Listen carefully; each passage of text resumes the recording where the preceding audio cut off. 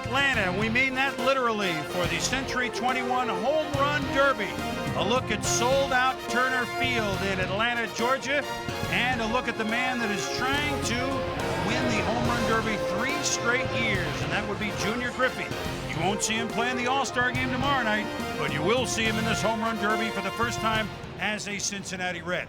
Hello once again, everybody. I'm Chris Berman. So glad you can be with us. It's so much fun for moms and dads and youngsters to sit down. It's easy. It's a home run or it's an out. We've had home runs at a record pace this year. Why not now sit down, relax, and watch some of the great sluggers in the game and see if they can best Junior Griffey and the rest of the field.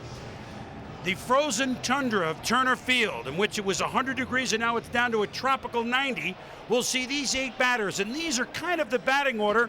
We go in reverse order of how you have you're standing right now in home runs. We go league to league to league to league, which means Carlos Delgado with 28 and Junior Griffey with 28. Those in this competition with the most home runs, they will hit 7th and 8th. And which with me is the Hall of Famer with 268 home runs to his credit, when the ball was not juiced, Joe Morgan. And Joe, what makes this event so special to you as a player that is in Cooperstown? But did you come here? It's one of the most fun days we have all year. Well, nothing gets the adrenaline of the players and the fans flowing like a long home run.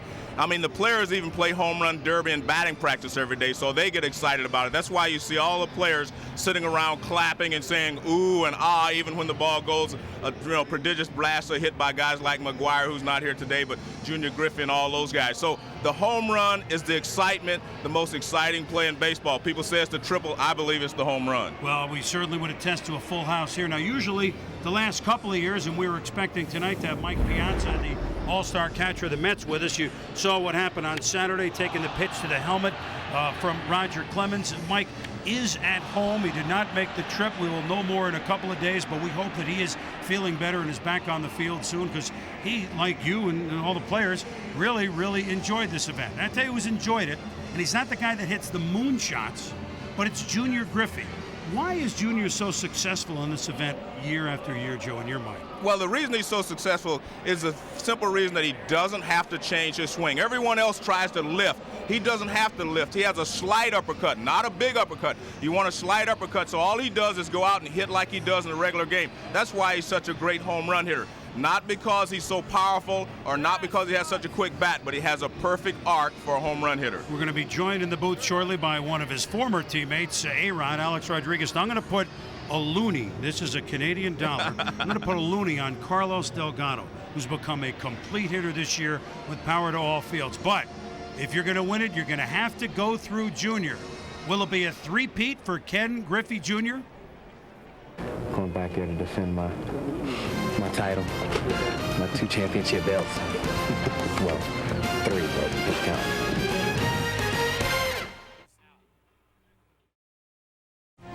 Welcome back to Atlanta, and since this is a heavyweight bout of sorts among the home run hitters, who better to introduce tonight's 8 combatants than the dulcet tones of Michael Buffer. Ladies and gentlemen, welcome to the Century 21 Home Run Derby here at Turner Field, the site of the 2000 All-Star Game and the home field of the defending National League champion Atlanta Braves. Now, before we continue, it is most appropriate for this particular Home Run Derby that we acknowledge a legend from the city of Atlanta. He is a sports hero and a Major League Baseball Hall of Fame legend. Ladies and gentlemen, of course we speak of the all-time home run king. In the major leagues, he is number 44 of the Atlanta Braves. He is Hammerin' Hank Henry.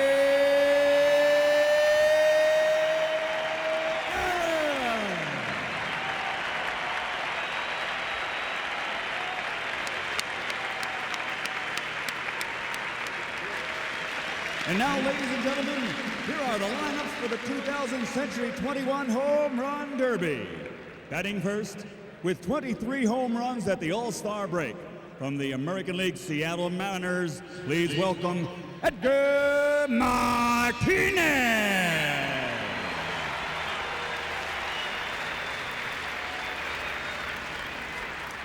Batting second with 22 home runs from the National League hometown Atlanta Braves, Chipper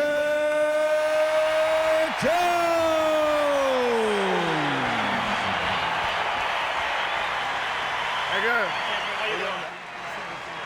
Batting third, he has 24 homers from the Boston Red Sox and the American League. Ladies and gentlemen, Carl Everett.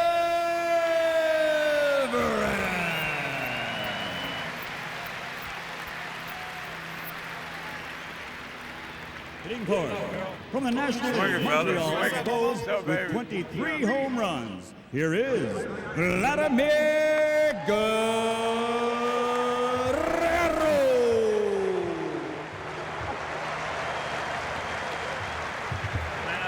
Batting fifth with 26 home runs, representing the Texas Rangers of the American League, presenting Ivan Rodríguez.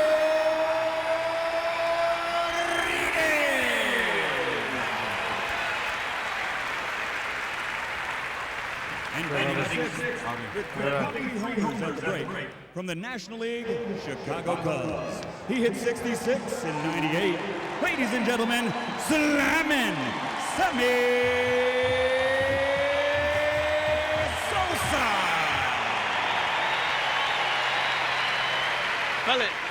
And hitting seventh with 28 home runs, representing the American League from the Toronto Blue Jays, Carlos Delgado.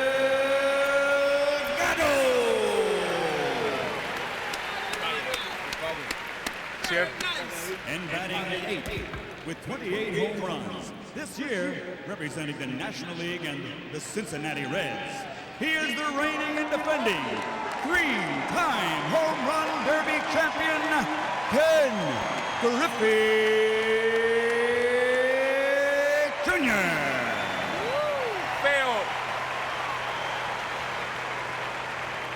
You've met the players, and they are ready. The officials are ready. The field is ready. Are you ready? Home Run Derby fans, are you ready?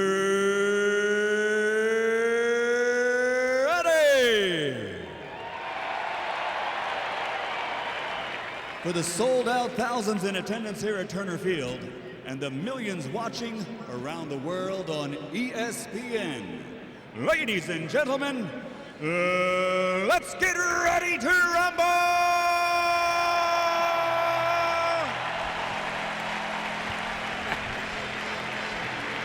Well, you know, I was pretty thrilled with my voice until I hear Michael Buffer every year. I thought, you know, boy, I got great pipes, and I realized I win the silver medal in that two-man race. Well, that doesn't get you juiced up. What does? The obligatory team photo, if you will. And we have our obligatory team photo. We're joined now by the four-time All-Star and starting shortstop for the American League, Alex Rodriguez of the Mariners. And good to see you, young man. Good to be here. Very different perspective for me. Well, we get good seats, you know. It looks easier from up here. You watch. How are you doing? A very scary sight with you over the weekend as well. Boy, I tell you, it didn't even look like me. When I saw the film, it was very scary. I saw my mom called me. She was crying for 6 or 7 minutes because that's how long I was on the floor, knocked out. So it wasn't a pretty sight. I don't know what I was doing. Maybe playing a little football. Well, I understand maybe a knee too, as much as the concussion. Yeah, you know, the doctor said from time to time my brain will go. So people excuse me if I just go out. Well, you won't be alone in this booth. I'm not talking about Joe. No, you're right. And my knee's a little sore, but I'm very optimistic. It feels very good. Jamie, the trainer down there, took good care of me, and I'll be hopefully this weekend in San Diego. Great.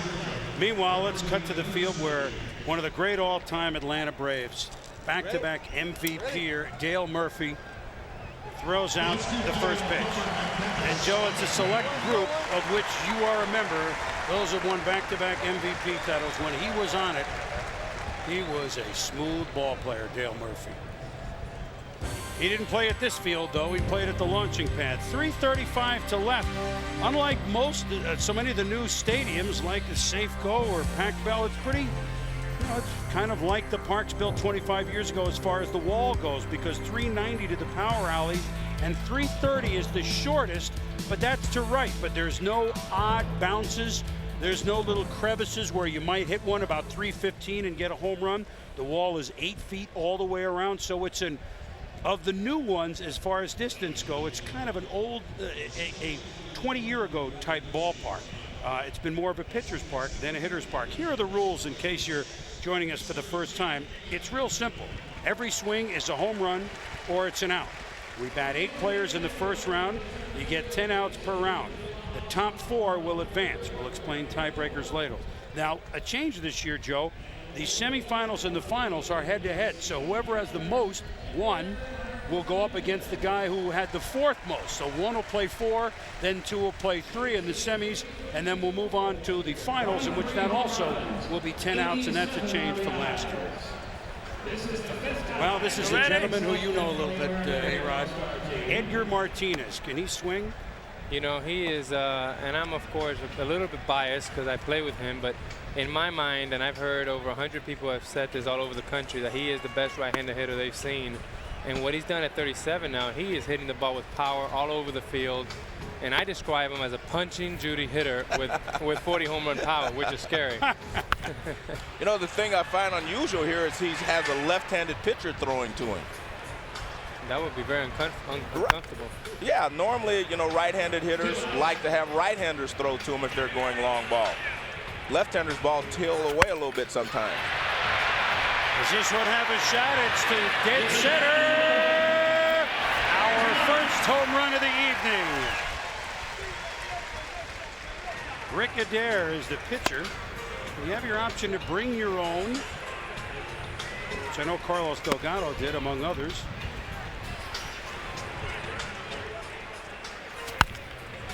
Same spot. Edgar's trying to go to the deepest part of the yard. It's a little unusual because we hit off, Edgar and I hit in the same group every day, and he hits off a right-hander, Larry Boa, who has a little bit of a sinking action on his ball. So this is a little different for Edgar. So it's going to take him a few swings to get adjusted. Now, I don't believe that Edgar has ever hit in this park.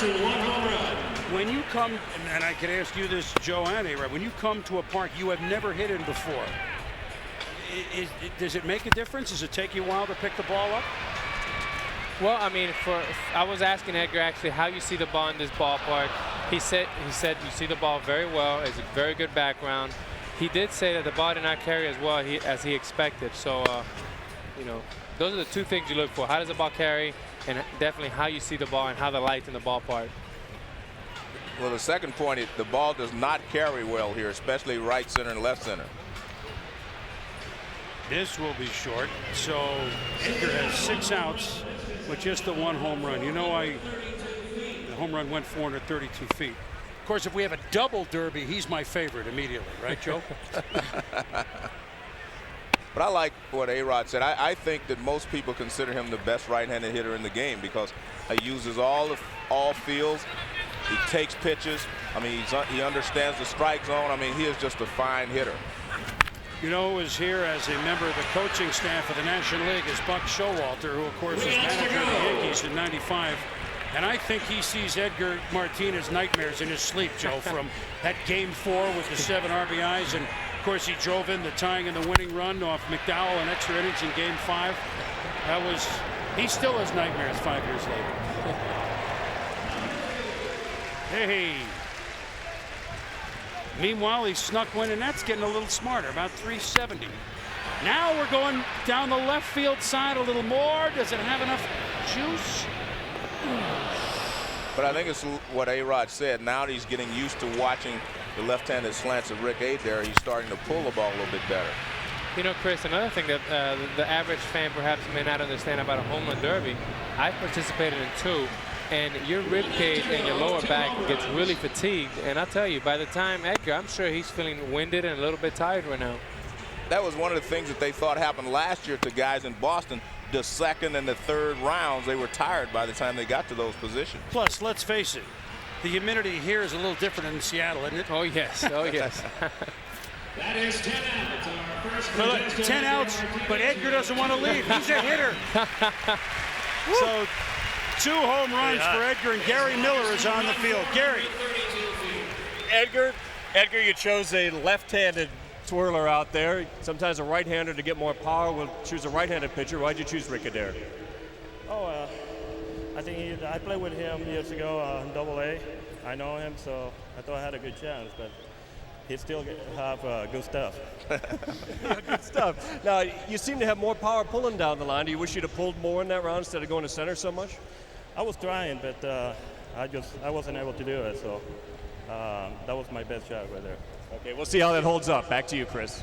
All right, Gary. Hey, how about a great hitter knowing what the pitching was like with a guy in AA like 15 years ago? Hometown hero Chipper Jones is next when we come back.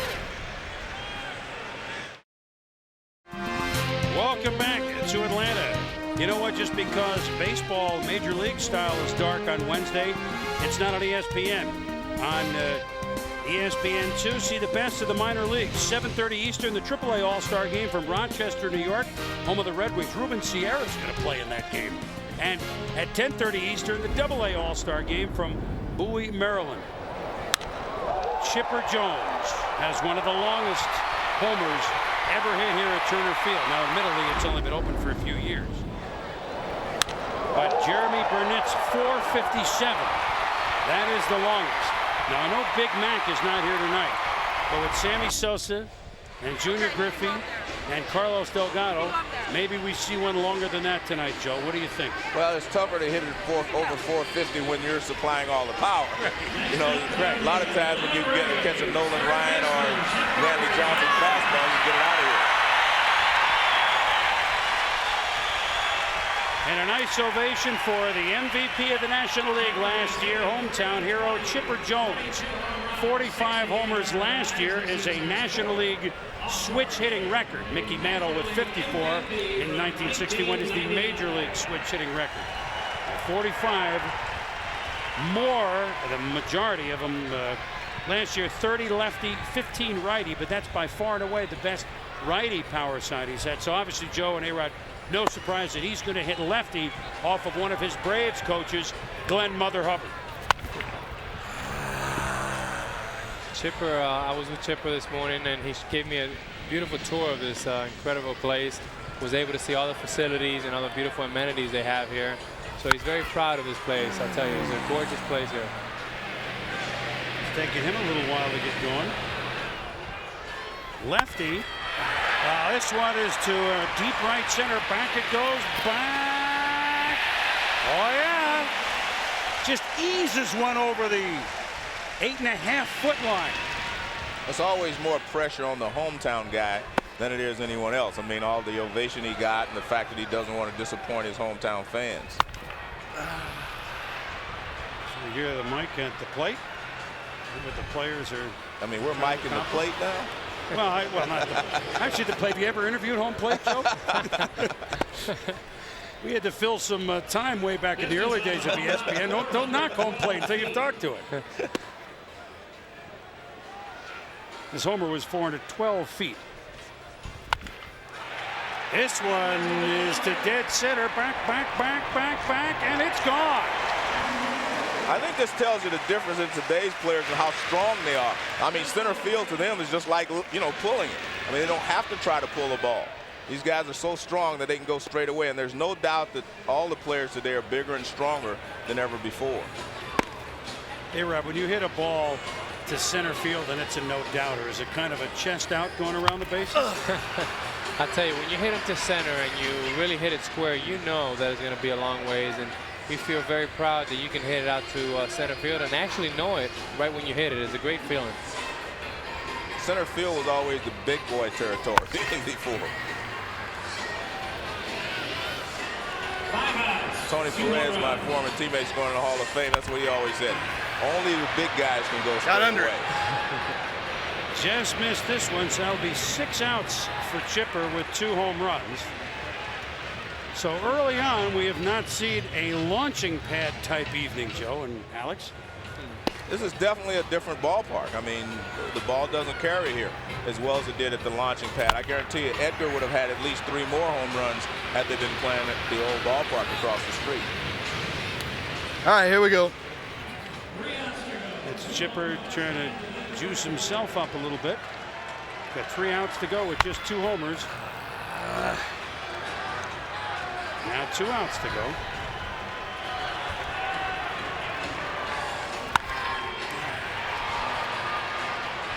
To center field, curving, but just to the track.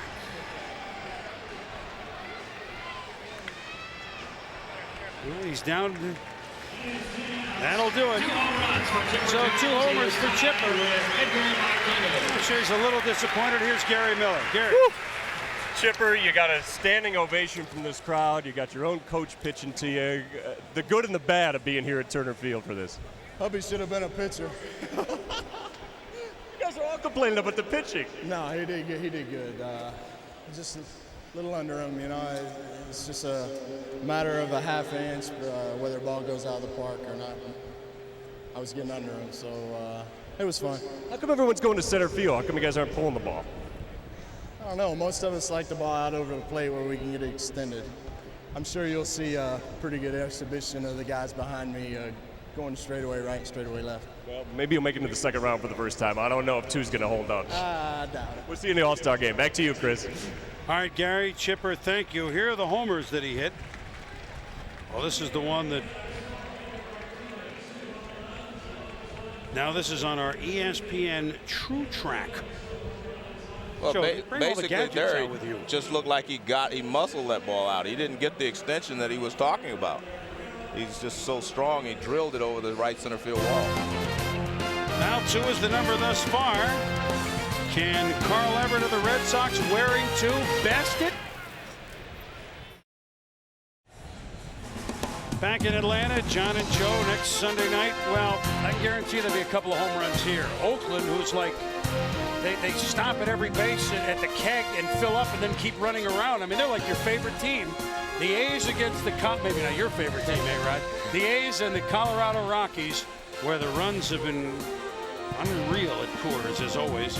Sammy and the Cubs against the Kansas City Royals in KC on ESPN2. That's Sunday night at 8 Eastern time. There are $2 million signs here that if a player is fortunate to hit it, now these are a long way. One is in right field below the chop house, 458 feet, and the other is in left center, the bottom of the second deck. And that is a prodigious blast to get there, but there is a fan that doesn't know who he or she is. The seat's been selected that if a player hits the sign, they will win $1 million. This is Carl Everett of the Red Sox, who, well, you can see what he's done in the first half of the season, almost equal last year's output. This year with the Red Sox, he's an all-star. Last year with the Astros, he gave the sights, Joe, that he was going to become a big player. Take one. Well, the interesting thing is here, Chris, he's going from the right side. Joe, one thing about it, most switch hitters, from talking to them in the clubhouse and stuff. Be careful. Most of the switch hitters say, well, I have more power right-handed, but I'm a better left-handed hitter. Right. And probably that's what, Bernie Williams, I know he feels that way, and some of the guys I talk to. Well, I always felt that you were right, that he was a better left-handed hitter, but he probably has more power because his top hand from the right side. Well, we got Rafael Belliard, who is pitching, a long-time infielder here with the Braves. And speaking of infielder and teammate, and certainly a great friend of yours, Alex, a great friend of all of ours, Nomar Garcia-Pera. Nomar, can you hear us? Yeah, what's happening? How are you? I'm doing good. How you guys doing? Good.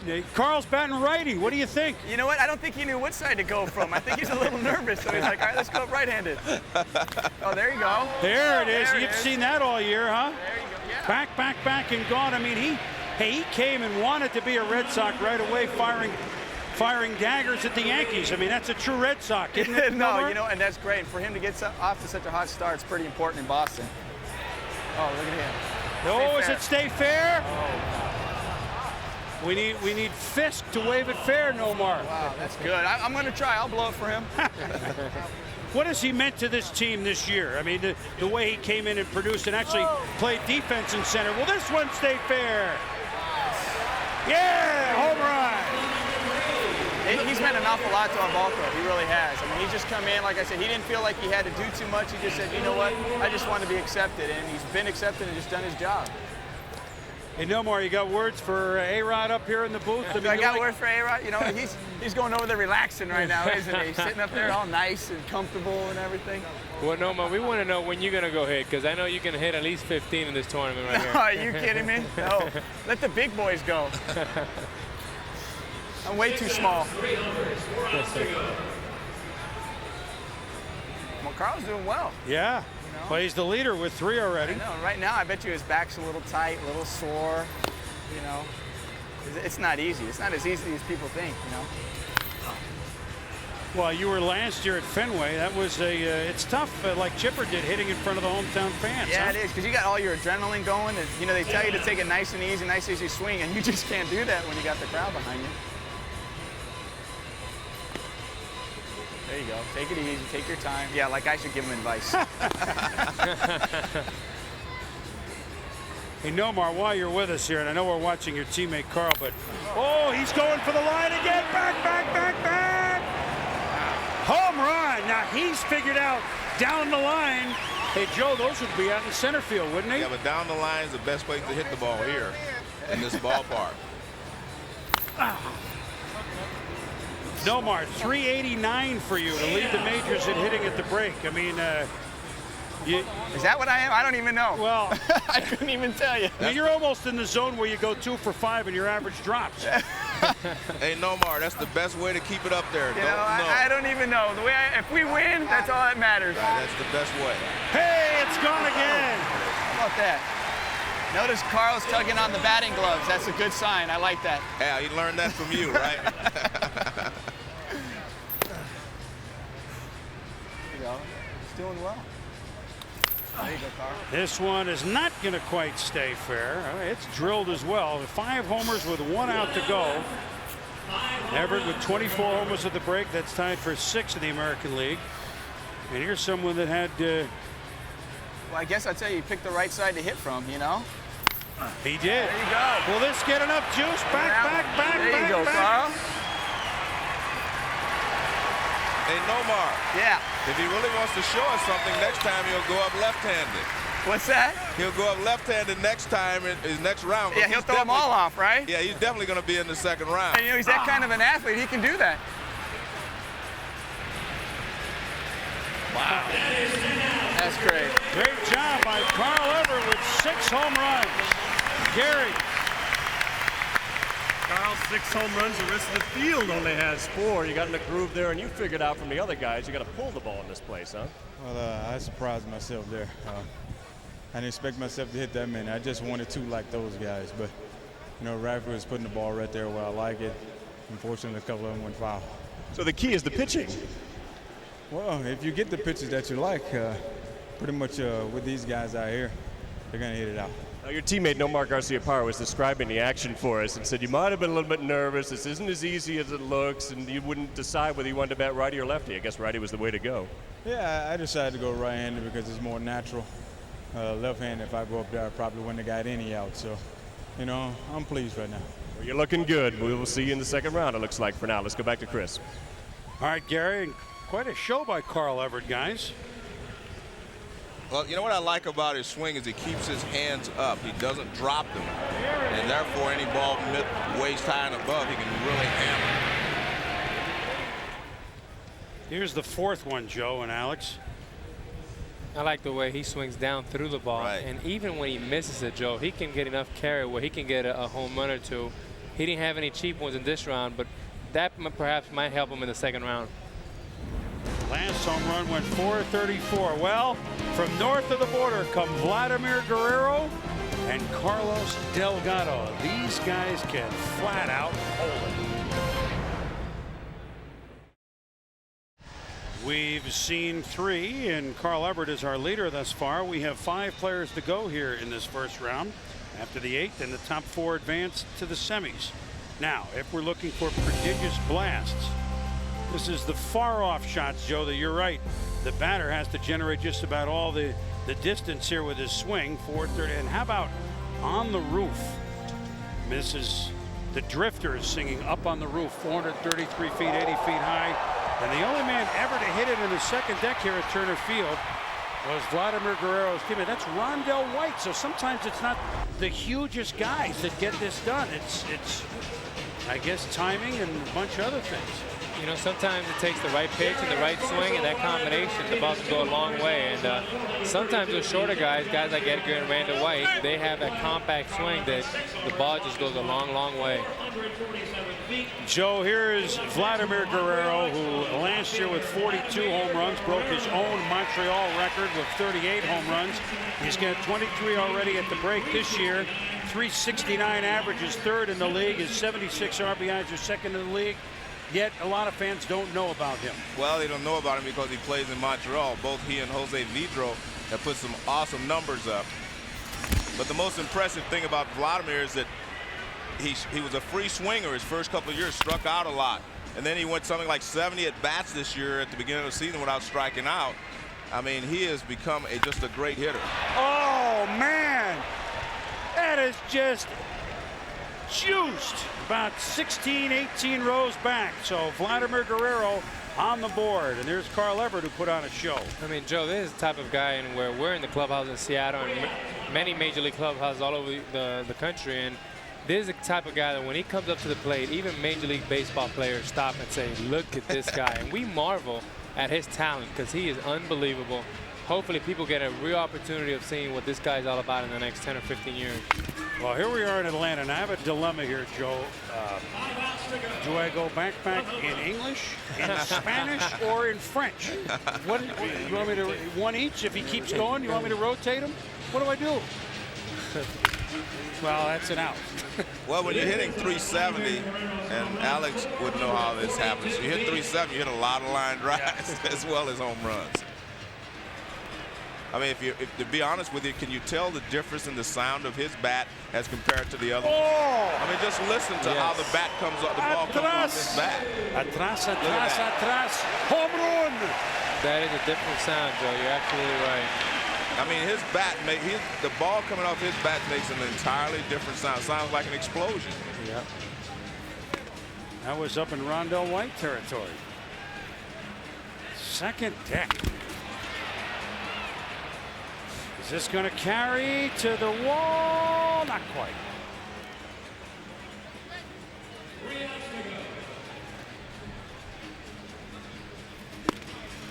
Oh, a little brush back. Oh, man, but that's going to be foul. That almost knocked the Coke bottle off.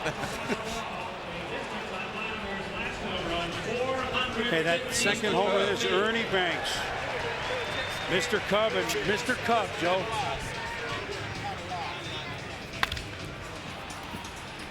That second homer, by the way, 454. Wow. I want to do one in French, Joe.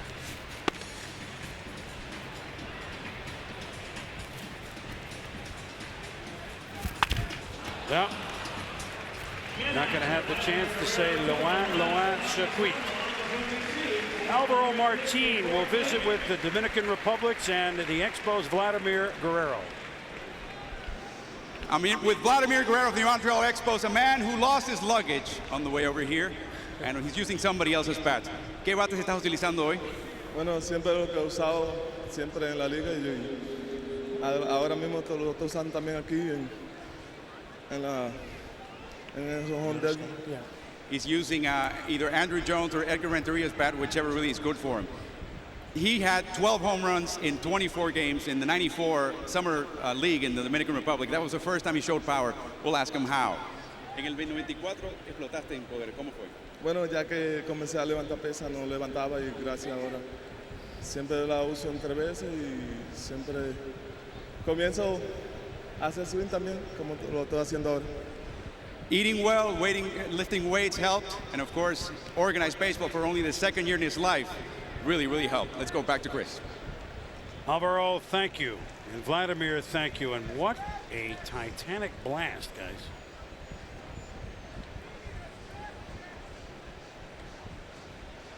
And one thing that he does is watch how he finishes off his swing. Watch the body language, the lower body, everything. Look at that. Everything is in sync.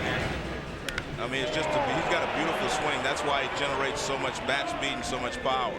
Oh. So that looked like one of your 3 woods. No, I can't hit it that far.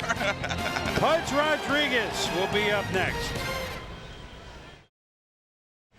We have seen Carl Everett hit 6 home runs, and Vladimir Guerrero, Edgar Martínez, and Chipper Jones just 2. As we move to the heavy metal part of this opening round of our Century 21 Home Run Derby. We remind you that this copyrighted telecast is presented by the authority of the Office of the Commissioner of Major League Baseball. It may not be reproduced or retransmitted in any form. The accounts and descriptions may not be disseminated without express written consent. Go to MajorLeagueBaseball.com for the most complete baseball coverage on the internet. Here's a man with a smile on his face at all times. Even you can see it through the catcher's mask. Already at the age of 28 years old, he's in his 10th major league season. And the MVP of the American League last year, Pudge Rodríguez, who, in addition to catching, has 26 home runs, is tied for 2nd in the league, 80 RBIs, tied for 2nd in the league, and his batting average, oh, by the way, .366, his 3rd in the American League, and he's a catcher. And A-Rod, you know him very well. Well, you know, Pudge, he's one of these guys that you can't say he's in the top 2 or 3 best at his position of all time. And I know you played with Johnny Bench, who's probably the best of all time. But what impresses me most about Pudge, Chris, is that we work out together a little bit in the wintertime. And, you know, he works out for 5-6 hours a day. And this guy really gets after it. He's really committed to the game of baseball. And, you know, some of the fans just see the production. They don't see all the preparation. And that's what I admire about Pudge. And the toughest thing is the position that he plays in the heat of Texas, and he still has such strong seasons. I mean, year in and year out. And I think he's the best defensive player at his position in all of baseball. I mean, he controls everything from behind the plate. Even the great outfields, Griffey and all these guys, have to have balls hit out there to run them down. But he controls the game from behind the plate. He stops the other team from doing things, and he's in on every pitch. So he is just a big influence. Well, not only that, he's also catching 145 games a year. Right. And I mean, when we play him, Lou Piniella says, okay, for some of you guys that have the green light, in these 3 games you have a red light. So I said, okay, Lou, we basically staying at first base. I'm glad you mentioned that. You know, I played with Johnny Bench, and Johnny Bench was a great catcher. And I'd always said I wouldn't compare anyone to Johnny Bench until I saw Ivan Rodríguez, and I've watched him year in and year out, and I do have to compare him very favorably with Johnny Bench. I think that they're a little different in their approaches.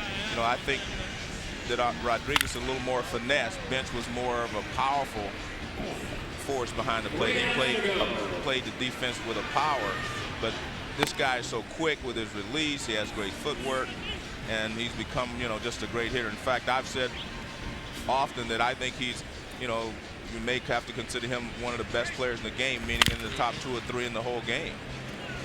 He can beat you so many different ways, Joe. He can beat you with his legs. He's one of the fastest right-handed hitters in the game.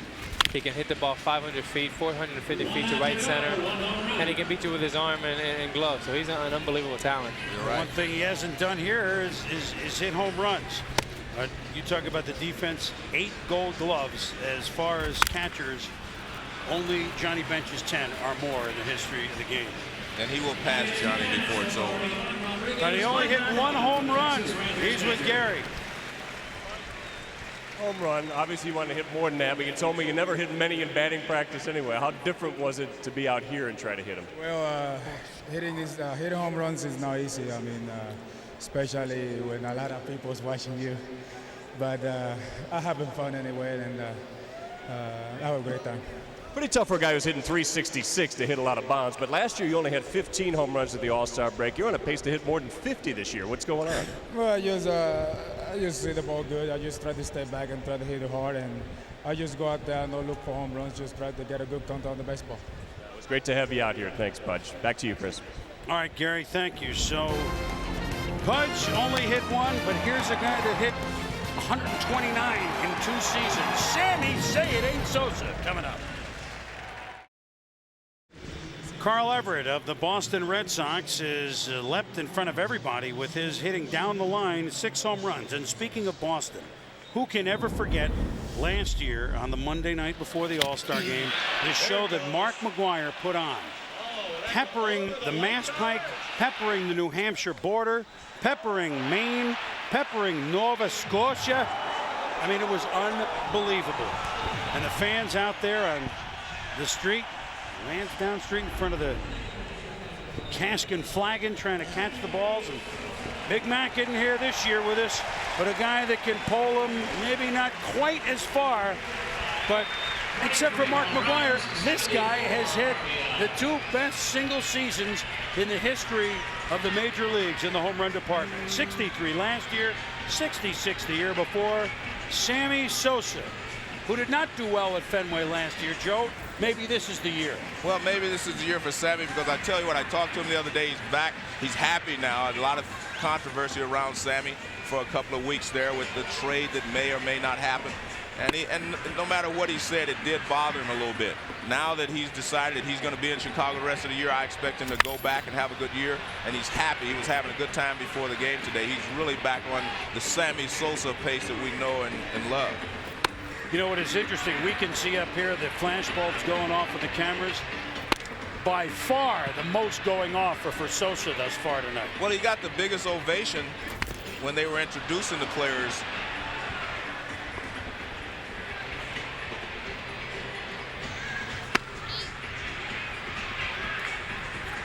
I mean, how about 129 home runs in 2 years? Chris, that's unbelievable. Oh, speaking of unbelievable, Alex. Goodbye! Upper deck! Wow.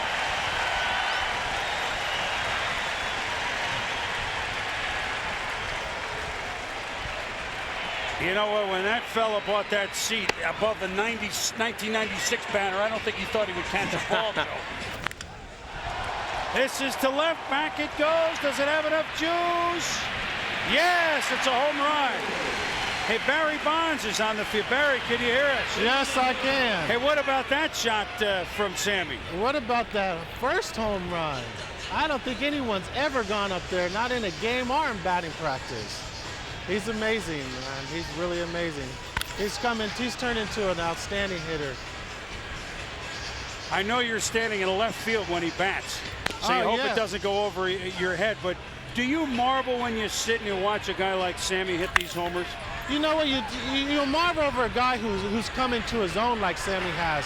I mean, Sammy Sosa, you know, even though he still strikes out somewhat, he's condensed his swing a little bit. He's making more contact, and when he does, it's definitely going to go out of the ballpark.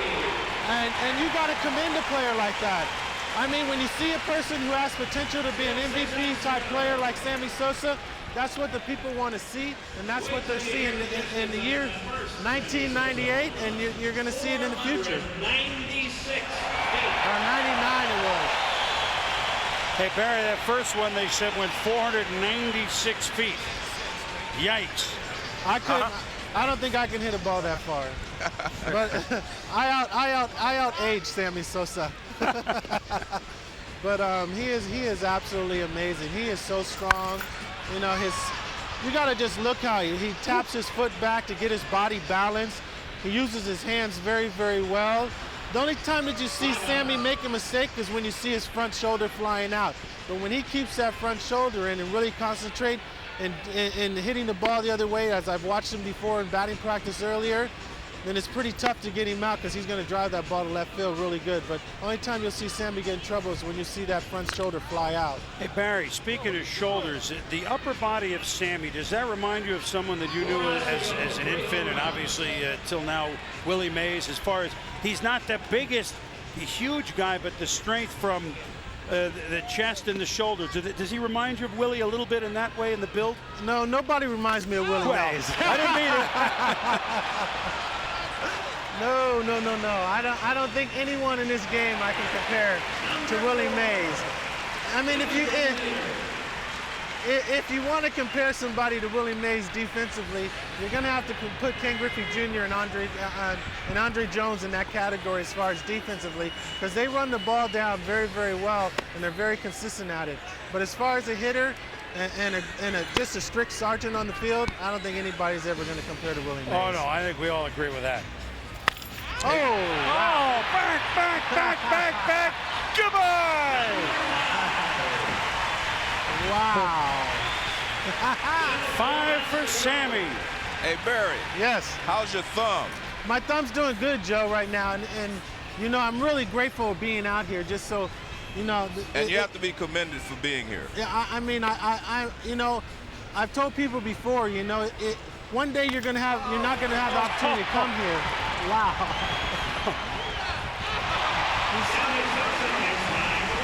I think Sammy Sosa is going to take a little bit of my limelight away. But to answer that, Joe, you know, I always thought that if the fans voted you in, it was almost mandatory to come here. Because in the early part of my career, you know, I remember Tony Gwynn being hurt and some of the other players being hurt, and they were always here. And I thought it was always a great thing to see them here. And I truly believe if the fans vote you in, you must show up, just through the fact that they are saying that they respect your game and they honor you out here, and you should give them the most respect and honor them in showing up. And that's why I'm here, and I'm also enjoying it with my son. My son's out there trying to catch Sammy Sosa's baseballs out there shagging, but he's not doing a good job. The wall's getting in the way. Sammy has 6 home runs, which is tied Carl Everett for the most in the first round. Yeah, but you know what? Don't count out Ken Griffey Jr. He's really experienced. Oh! Foul ball. That ball is rolling down the highway, I think, about a half-mile from here. You know what's so amazing is that some of these guys are hitting home runs in this ballpark and making it look small. Because Atlanta Braves Stadium is strictly made for pitchers. It hasn't been a great hitter's ballpark, and they're making this stadium look really, really small.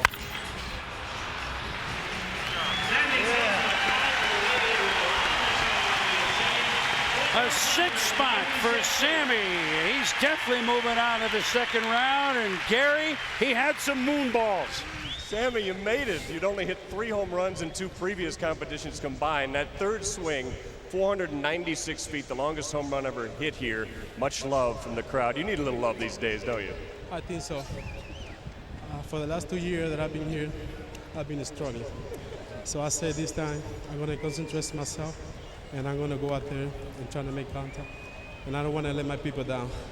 With all the trade rumors and the talk that's been going on in the past few weeks, how big a lift is this for you to have a moment like that? It's great, because I'm going to come here, enjoy, relax, and whatever happens, happen. Whatever I go, I'm going to take care of business. We'll see you in the second round. It's head-to-head this year. Back to you, Chris. All right, Gary, thank you. Guys, 496 feet. How about that swing, Joe? Doesn't get any better than that. That was just a beautiful swing, and a nice catch, too, by the guy in upper deck. Made a good catch there. Look at that. Edgar and the players watching Sammy Sosa just clobber that ball. And the smile, which we've come to know so well over the last few years. Sammy will be in the second round. Will Carlos Delgado and Ken Griffey Jr. join them? Sammy Sosa and Carl Everett with a half dozen. They're definitely moving on to the second round. Carlos Delgado and Ken Griffey Jr. each with 28 home runs are still to come. Well, if you're a lefty, here are the long balls that Delgado, 458, will try to hit. 476, and in the upper deck down right field, 70 feet high at 410 feet away.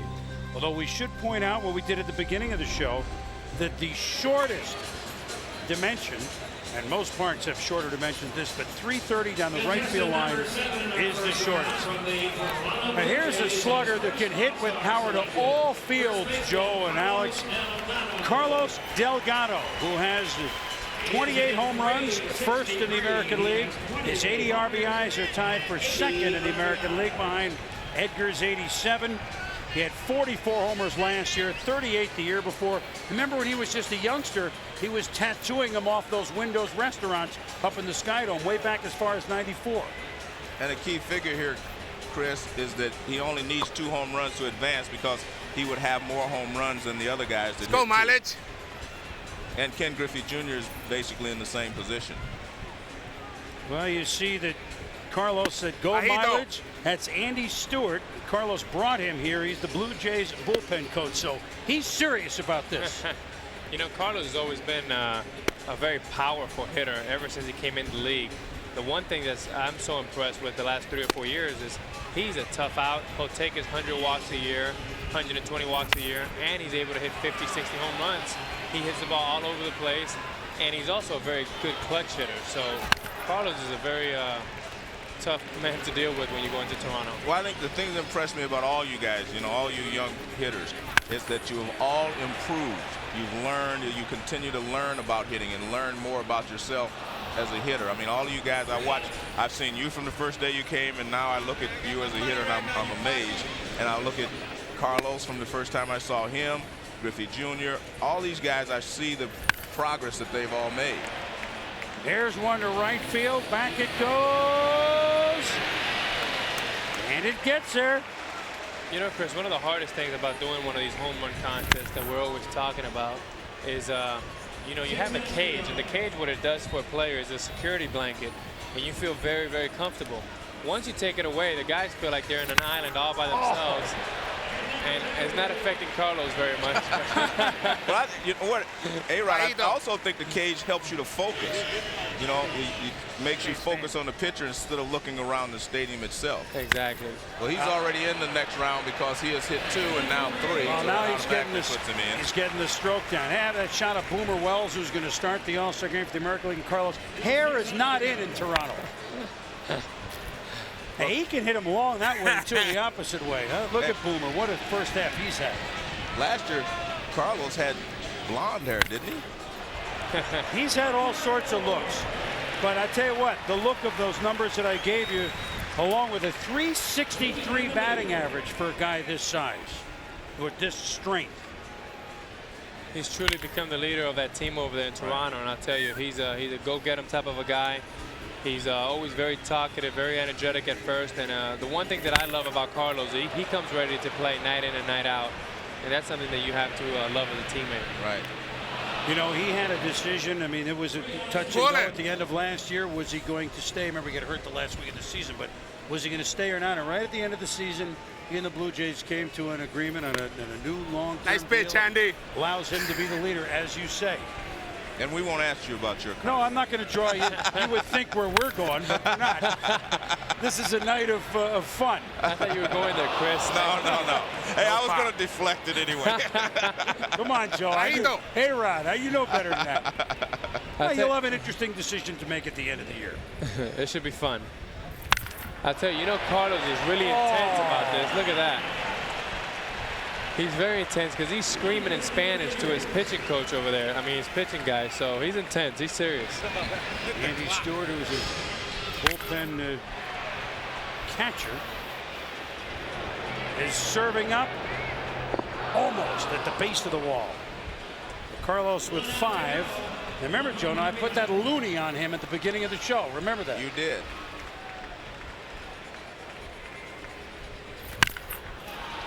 Yeah, but I think you did that because you knew I was going to pick Griffey Jr. and Delgado, so you chose Delgado. Hey, it's a veteran move. Carlos Delgado getting in the groove, Gary Miller. You're tired. You're the only guy, Carlos, that went out there without a lid. You go sans helmet and cap out there, and you came in with a little bit of a making up to do after the first few swings. So we got in the groove then. You know what? I felt pretty good after the second or third swing. I usually don't wear a hat for BP, so I guess I won a bet. We had a bet up there in Toronto that I was going to wear a hat. I say no, so I didn't wear a hat. This is fun. I mean, I didn't care if I hit one or not. I just wanted to come out and enjoy it, so it's been a lot of fun. Did you know you only needed 2 home runs to make it to the second round? You didn't need all those other ones? Yeah, I told Andy, let's go get 3. Now, you got a brushback pitch in the middle of that after you hit your 4th home run. I'm sorry? You got a brushback pitch in the middle of that. That's your guy. That's your bullpen catcher. He'll keep me honest.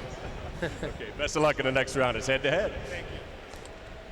All right, Gary and Carlos, thank you very much. Looked like a breaking ball. Didn't it? Just throwing some cutters at him.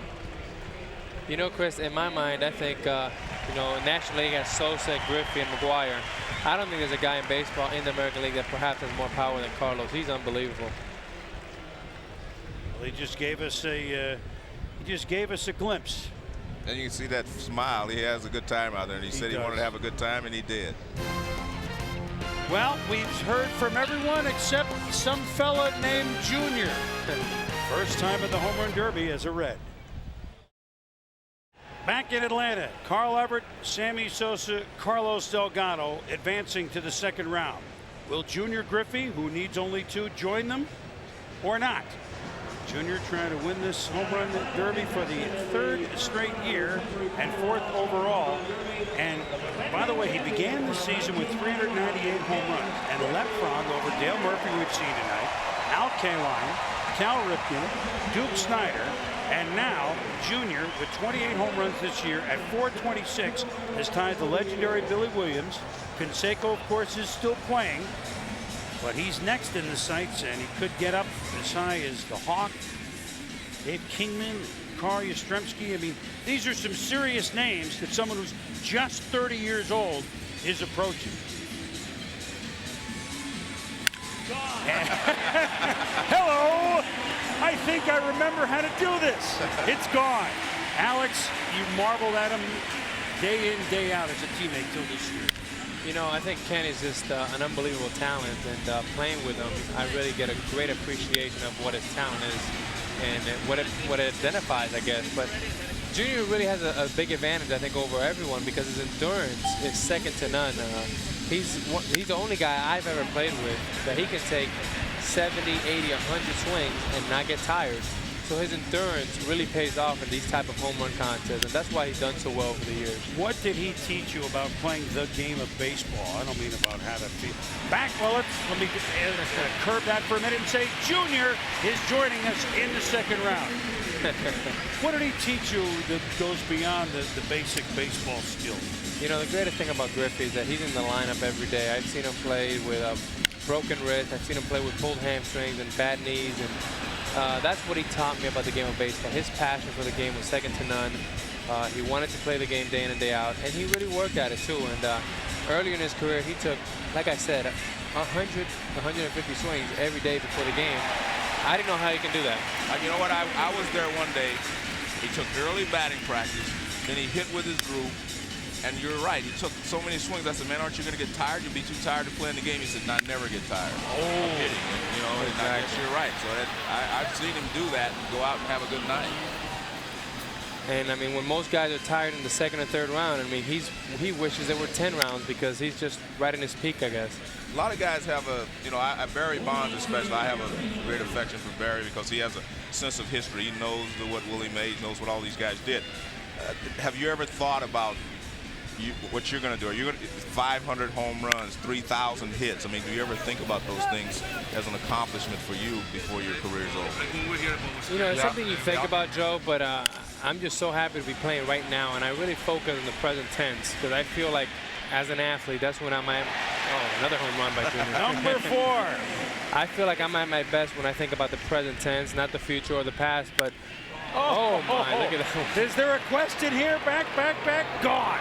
But you like to do some nice things in the future, whether it's the 400, 500 home runs. Those are things you always dream about as an athlete. Oh, that ball had hair on it, didn't it? 6 home runs for Junior. Well, this is actually the kind of show Mark McGwire put on last year, you know, in Boston. He didn't do as well in the finals, but he had a great start there, and Griffey's having a great start. Oh, boy. Oh, man, to right center. Back it goes, and not quite. Chris, I mean, the one thing about Ken Griffey Jr., he might hit 800 home runs in his career, and unlike many power hitters, he uses one of the lightest bats in all of baseball. We shared bats for many years in Seattle. Does this stay fair? No. Not quite. We shared the same bat for many years, and 34-31, and it's a very small bat, and it's unbelievable how he creates that bat speed. Now, small bat does some wondrous things. Jr. moving on to the second round, and he's moving on to Gary Miller.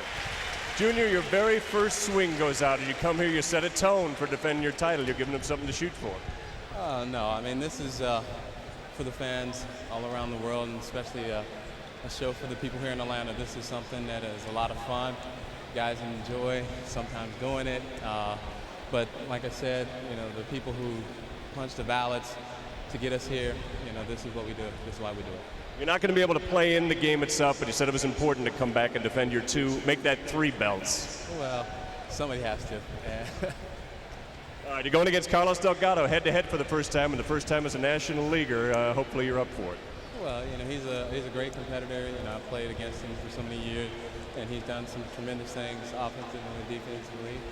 And you know, it's going to be a lot of fun. All right, go get him, Junior. Back to you, Chris. All right, Gary. So at 30 years young, he already has 426 home runs, and well, he's moving on to round number 2. And that swing, that's sweet, as you guys have talked about. So's the smile.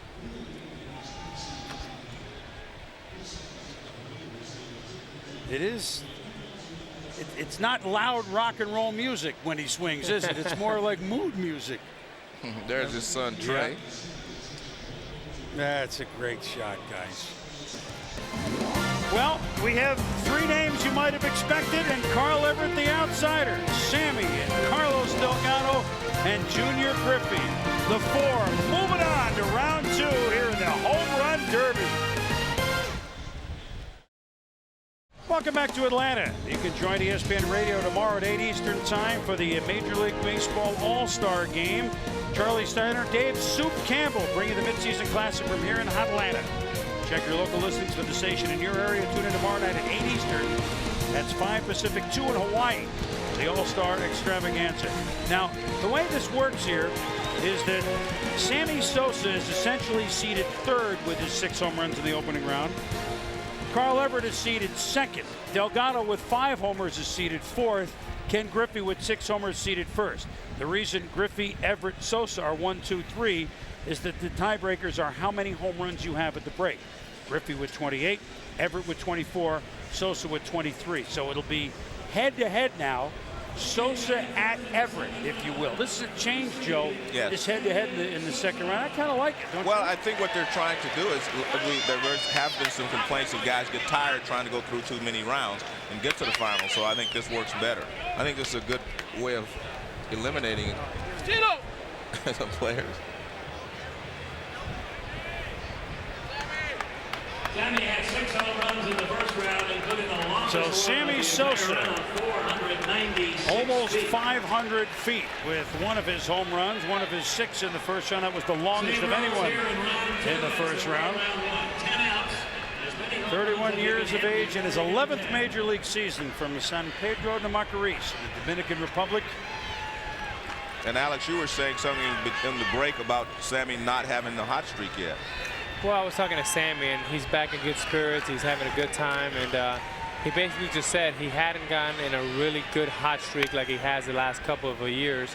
But he expects he's going to get hot, and I'm thinking he's going to hit his 50, 55 home runs. And I mean, his swing is way too good not to hit his 50 home runs at least. Well, you mentioned a hot streak. Remember in '98 when he had 66 homers, 20 of them came in June, which is the major league record for any month at any time, including a homer on his first at-bat in that June and his last at-bat in that June. So that's a hot streak that you're talking about. He hopes to get hot here. Goes to dead center, and it's just not enough. Look at those youngsters trying to make that grab. That's exciting. Oh, come on, don't tell me Larry Dirker's tired. Carl Everett studying carefully. You get 10 outs in this round as well. I like what Sammy's doing here. He's taking a lot of pitches. He's seeing the traction of the ball, seeing what kind of movement the pitcher has. That will help in later rounds, especially if he advances. One milestone Sammy did attain this first half of the season. He passed the 1,000 RBI mark. It's always an impressive number. And now here's a look from Mascam. With Mike the plate, Joe. We get camera on the mask. We're all over. We bring the gadgets out when you come. I don't see that on our little And it's gone. A little cottage industry on Wednesday night. I don't see that much. So Sammy's on the board here in the second round. That's why you bring your glove to the game.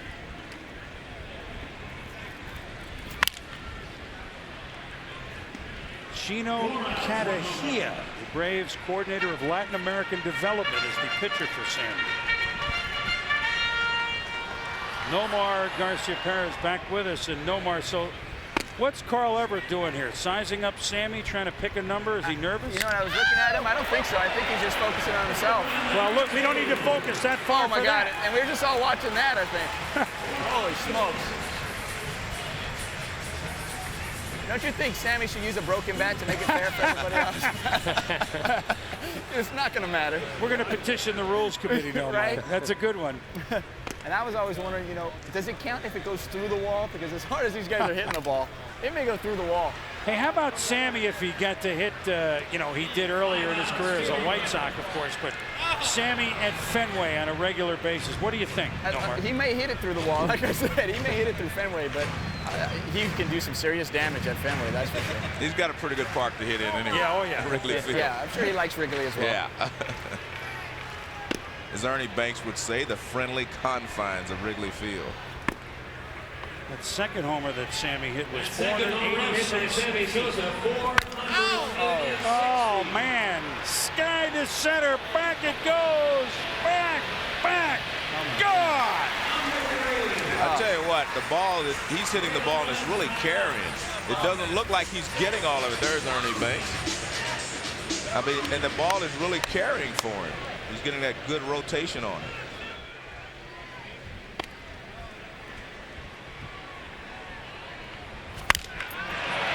Back. Goodbye. Oh, off the facade of the second deck. You know, Chris, you were talking about Sammy Sosa and how he resembles a little bit Willie Mays. I don't know Willie Mays, but I will tell you this. He's got one of the widest backs in all of Major League Baseball and the strongest and biggest hands. I mean, for not being so tall, his hands are almost the size of mine, and they're really strong and really thick. And that's where he provides a lot of his type of power right here. That's unbelievable right there.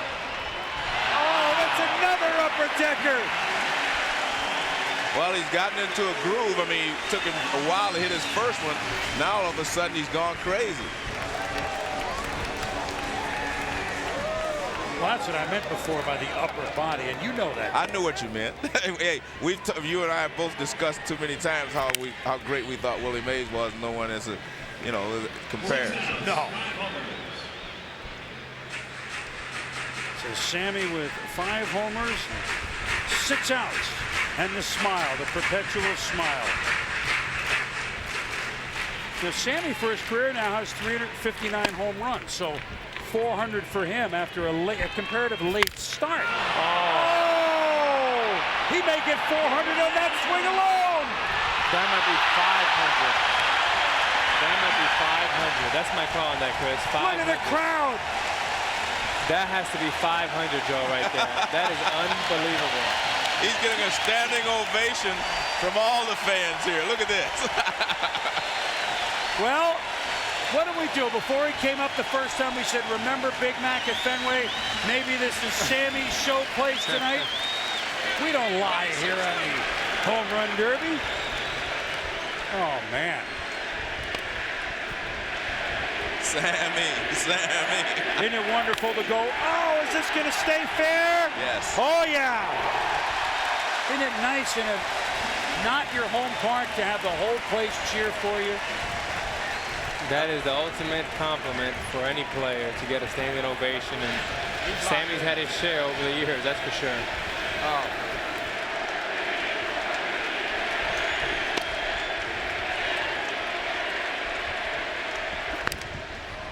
Finally made it out, huh? That quieted the crowd. 3 outs to go with 7 gone. The junior said, well, I don't have to deal with this till maybe the next round. But I think now fatigue becomes a factor, and I think that's what Alex was saying, that in the past, Junior has been the strongest, been able to maintain his strength throughout the rounds.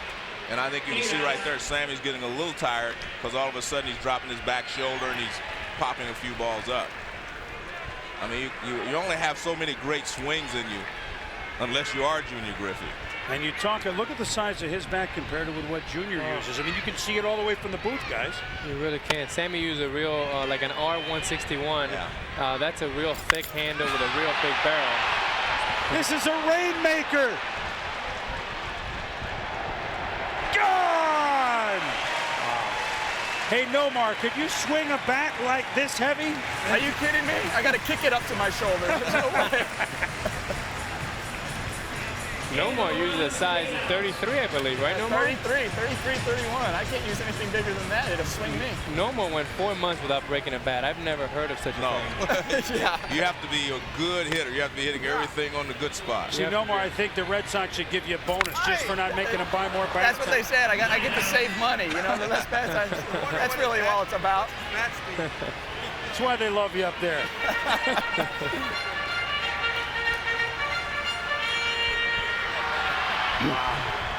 One out left. And there are more homers in the bat of Sammy Sosa. Answer, yes!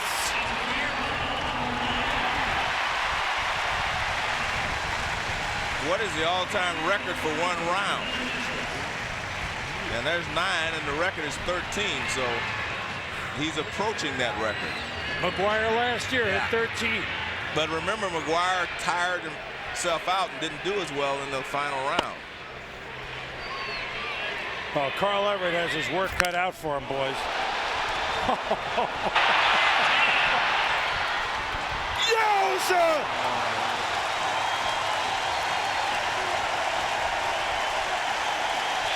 I mean, even his opponent is clapping. Carl Everett stands up, gives him a standing ovation.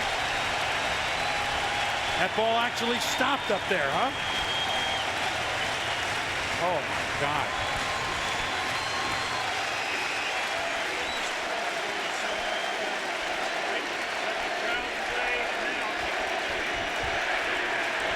You know what? I think we're at the point now, whoever the winner is really irrelevant. Sammy is the winner. Yeah. He may not get the trophy. Oh, no! Gone!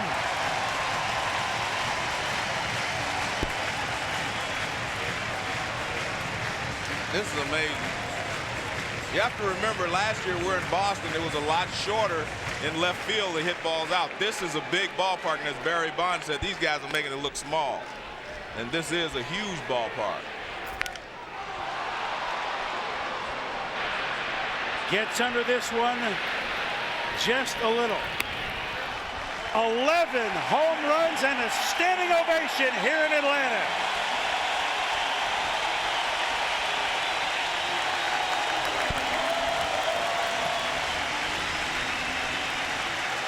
Gary Miller.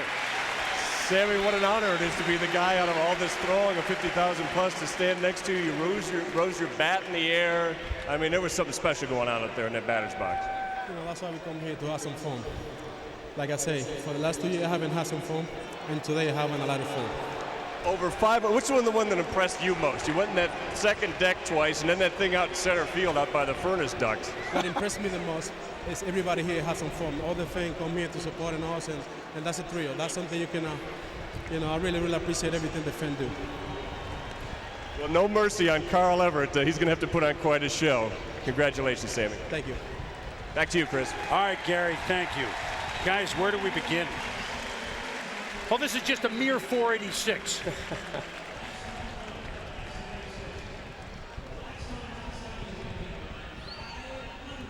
Oh. He had 484, 486, 486, and 508. You know, these are part of the park that no one ever sees. Look at Ernie. Forever a Cub. You know what? Forever a baseball fan. Carl Everett, who has to play bat against him, he's enjoying this like the rest of us. Sammy, say it ain't Sosa putting on a show. Carl Everett, good luck. Everett was very impressive the first time, Joe. He's kind of the outsider in this. But he's going to have to hit it way outside to beat Sosa's 11. Well, I mean, that was just so impressive. And look at Everett's bringing a white towel to the plate. He gives it over to Sammy. Look at that. He's throwing in the towel already. He said, but I'll give it my best shot.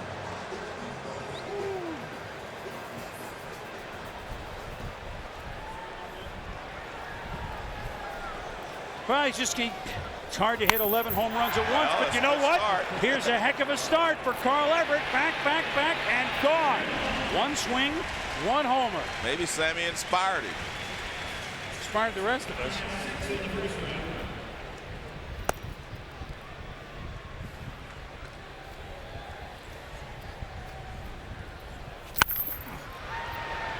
Al, here's to left field, back, and wait a minute now. 9 to go. Here's 2 for Everett.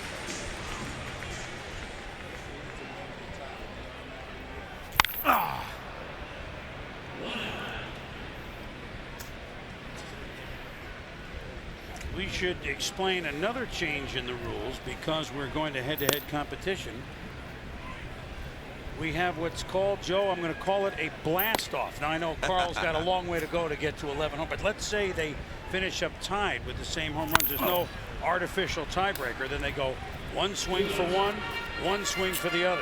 One swing for one swing for the other until one hits and one doesn't, and that's it.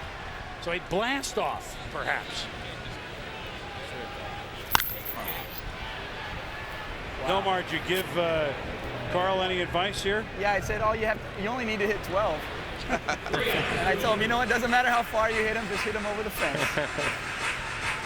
That was impressive what Sammy did. I think we were all quite impressed with that.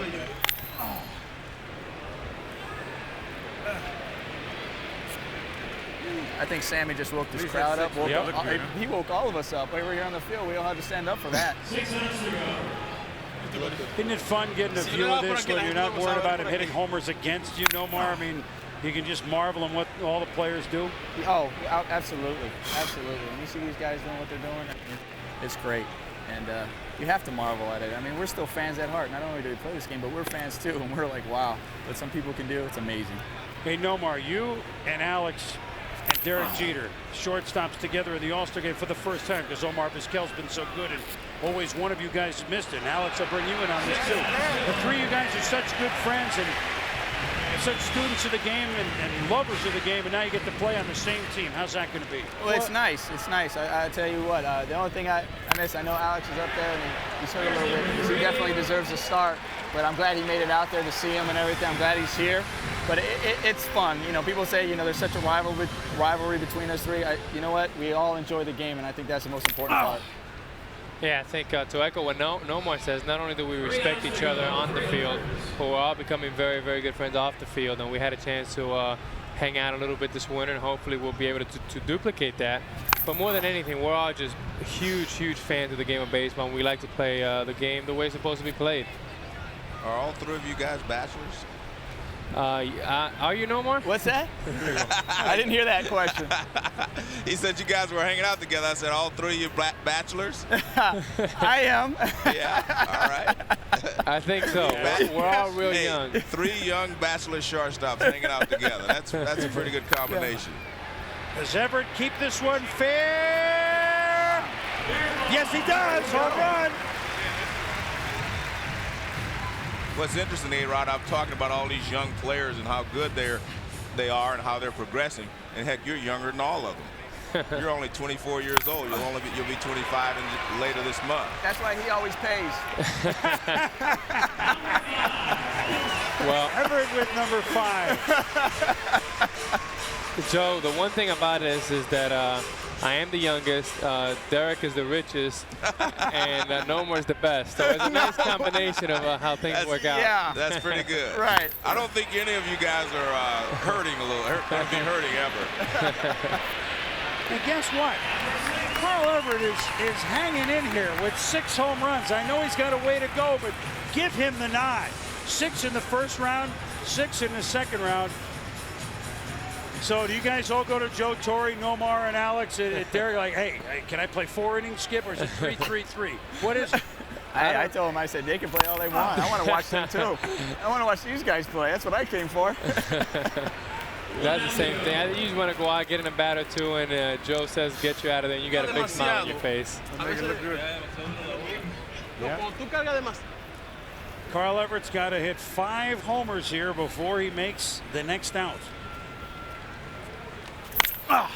Tell you what, hey, that's all right. That'll he did Carl. a very good job, didn't he, Nomar? Didn't he, guys? But when you're up against Sammy's 11, that's trying to climb Mount Everest with tennis sneakers. It's just not going to work. Gary Miller. Carl, I see you looking over there for Sammy. You threw in the white towel before you started out there. Was there any chance, or if you're going to lose to somebody, I guess a performance like that makes it a little easier to take? He brought his A game right there. Oh. I'm still impressed by that 500-foot home run, man. It just, yeah, that's a tough act to follow.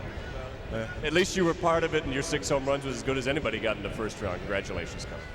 Back up to you, Chris. All right, Gary. Carl Everett. So Carl at 6-6, but it's Sammy moving on to the finals, where he'll play either Carlos Delgado or Ken Griffey Jr. Delgado to the plate first against the 2-time defending champ, Junior Griffey. We have more fireworks. Sammy Sosa beats Carl Everett 11-6 to move on to the finals. Carlos Delgado against Ken Griffey Jr. coming up. Hey, we saw the players with their cameras down on the field. Here's what Jason Jambi shot for him and for us.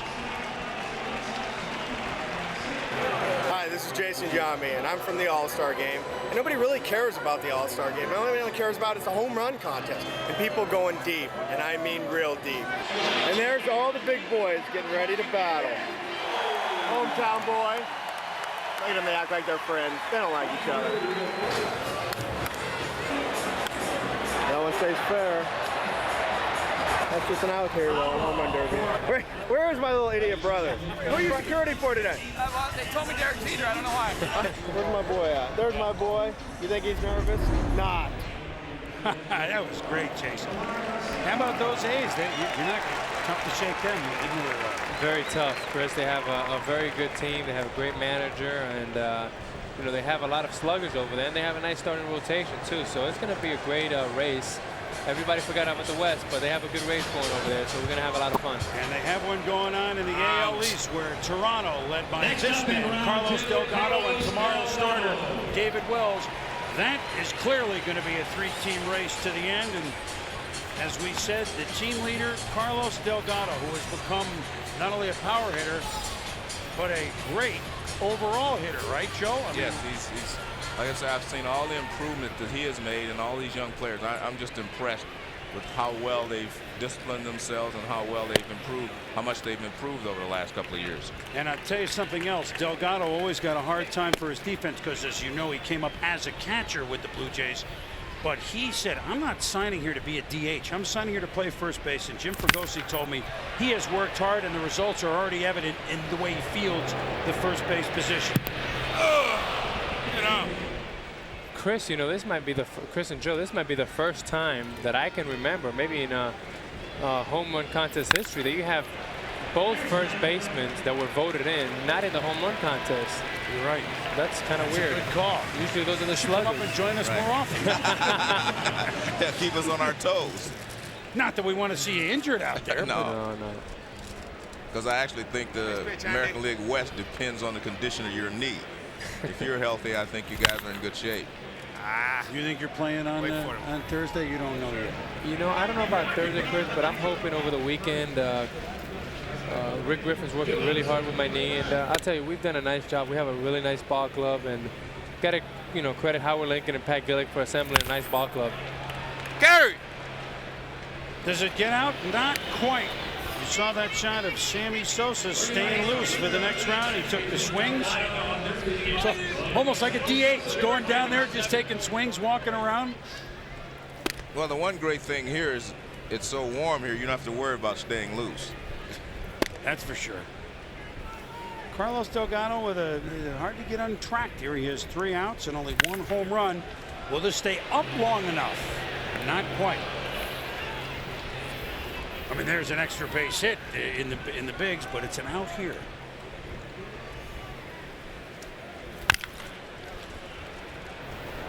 Not quite getting the elevation, guys. And he's halfway done with the 5 outs. Yeah, but these guys are capable of getting hot, hitting 5 or 6 in a row. Well, my loony is riding on this, Joe.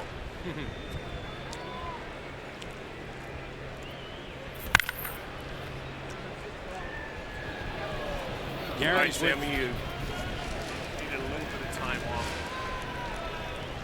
that performance. Wow, that was an awesome performance. But right now, just gotta just keep doing it, just keep it continue, hit the ball right in front. So, but one thing that I want to do the most is come here and put in the good show, because like I said, the last 2 years been not good for me. So now, I feel comfortable. I feel like I haven't, let my people down, and whatever happens from now on, I'll be okay. Now, do you have anything left for this next round? Definitely. Yeah? I always have something left. Can you hit more than 11? Oh, what a question. Well, no. Well, let's see what happens. We will. Everybody be watching. But I'm ready. Back to you, Chris. All right, Gary. Sammy's ready. Carlos Delgado's got to get hot right now. You know, that loony is only worth about 68 cents, Joe. Well, I have to tell you, you lost it. You know what's funny here is that we talked so much this spring about the National League Central, and that was where all the power was. Well, we may have a National League Central matchup here with Ken Griffey Jr. and Sammy Sosa. Well, here's the thing for Junior Griffey now, guys. As soon as he hits 2, he's on to the next round. So he can stop right there. Now, I mean, we keep stats that you never knew that anybody had, Joe. Right. And he is the all-time home run derby leader. Now, I think when they write Junior's history of baseball, when it's all done, that may not make the first paragraph. I'll try my best. Or the last one. Richard. Thank But you, love you too, bro. yet it is a fact, and we didn't want to hold any information. He has a big advantage. I think he made his first All-Star appearance when he was 19. So there was this old hat to him, right? Yeah, most guys are in A-ball when they're 19 years old. Junior was an All-Star game. Except you and him. Pudge Rodríguez, another one that came up before his 20th birthday. Roberto Alomar is one that comes to mind. He's in his 11th this year. He's jamming Griffey. Yeah. Actually, that's what they were doing to him earlier in the year. Braves extra bullpen catcher is Alan Butts. He's pitching to Griffey, who hopes there are no ifs nor ands. Will this one stay up long enough? No. Nope. So 3 outs for Junior. Delgado only had 1. 4 outs for Junior. Is this just toying with us? Is he toying with us? No, I think that's the difference in the batting practice pitcher is speed. Guys changing speeds technically. And Joe, another thing that I thought about was when you sit down for 45 minutes or so and you look at guys, you kind of get a little bit in a lazy mode. Your bat speed is not quite there. You need about 4 or 5 swings to get back in the swing of things. Delgado saying, wait a minute, I'm still alive here. Well, Carl Everett, who had 6, saying, wait a minute. If it's the old format, I'm in, perhaps. But it's not. And another thing, like you say, he sat over there for a while, and he has been sitting over there for a while, and the fact that he does have a bad knee, it could be affecting him as well. Well, this is the type of game you expect here in Atlanta with the Braves pitching staff, a 1-0 ball game, isn't it? Hey!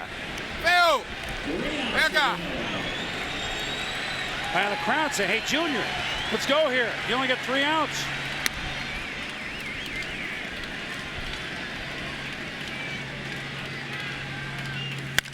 Well, there's the one. Back, and gone. So we at least will have a blast off. And if he hits 1 more, he's in against Sammy. This may do it. No. Nope, not quite. Missed it by that much. You remember that show, Joe A-Rod. A-Rod wouldn't remember that. Get smart. I don't think you remember that one. Well, this missed it by not at all. It's gone. And Junior Griffey has defeated Carlos Delgado. So we began with the two biggest names of the night being Junior Griffey and Sammy Sosa in this home run derby. And that's what we'll have in the finals. Now, does he want to get in some groove knowing that he's going to be up almost immediately? Is that why he's still up there? I think that's probably why he wants to, and as A-Rod said earlier, he doesn't get tired hitting, so he just wants to get some more swings in.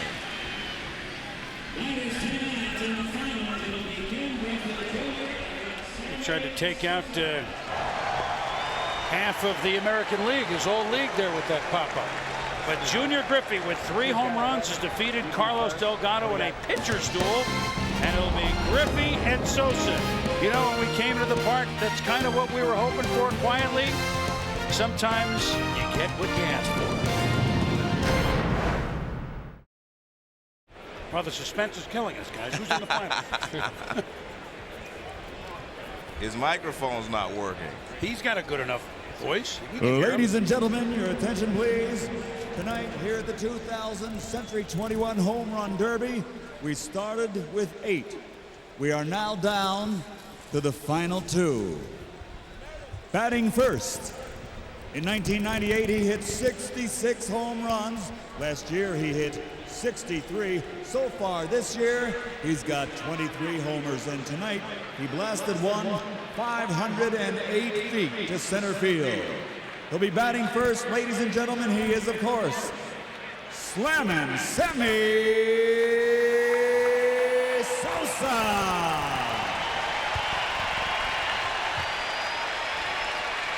This is fun. It really is fun. This is fun. Chris, this will be the first time in several years that a National League will be the winner, because American League's won the last few years, and now National League will be the winner this year. You mean you still think that way? That's good. You kept track of all that.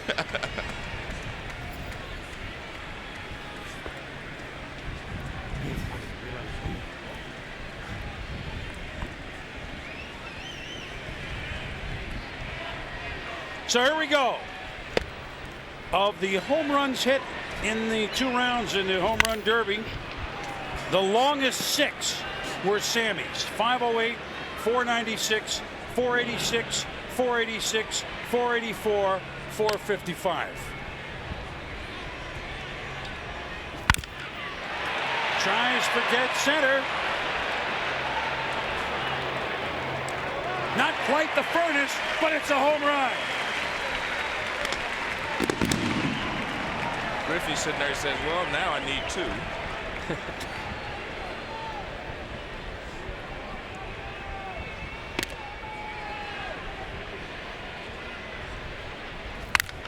That was inside. Does it stay fair? Yes, it does. Now I need 3. And that's what has to be running through your mind if you're Ken Griffey Jr. waiting your turn. Now they've added fireworks that they're exploding over the right field upper deck. You know, Chris and Joe, the nice thing about a guy like Sosa, who has so much confidence, is I remember 3 years ago, we're in spring training, of course, for spring training. And I say, Sammy, how do you feel? You look great. What kind of season you think you're going to have? What are you shooting for? He says, oh, I don't know, Alex. I might hit, 70, 80, 90 home runs. And he didn't smile. I said, well, okay. I'm going to try to hit 100. So I ended up hitting like 30. He ended up hitting 65. So I'm going to start trying to do that same thing Sammy did. You know, the winner of the Century 21 Home Run Derby will also win a new home worth up to $250,000 for one of the 2 Century 21 All-Star Sweepstakes Grand Finalists. There's Connie Hammond from Jacksonville, North Carolina. Dennis Orvidal from Morris, Minnesota. They switched hats. So Connie had Junior's hat on, but she's represented by Sosa. And Dennis has the Cub hat on, but he's represented by Griffey. One of those 2 will win a $250,000 home. And remember last year, the guy that won the home when Griffey won was ecstatic, and I can't blame him.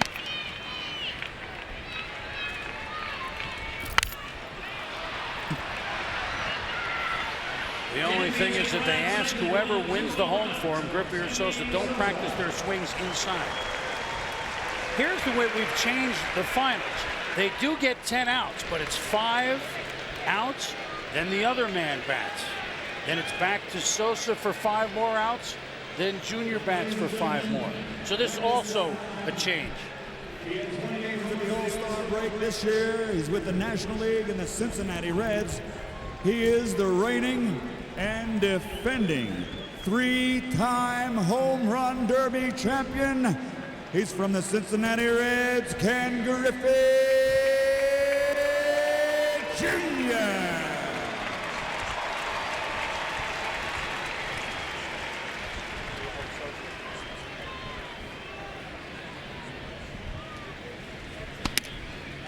So Sammy with 2 in his first half, if you will.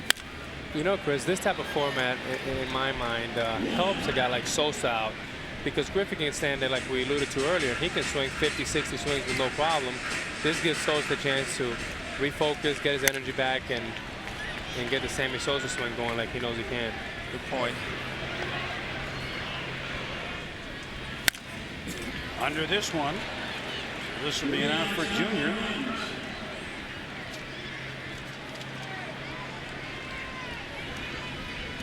So 3 outs here.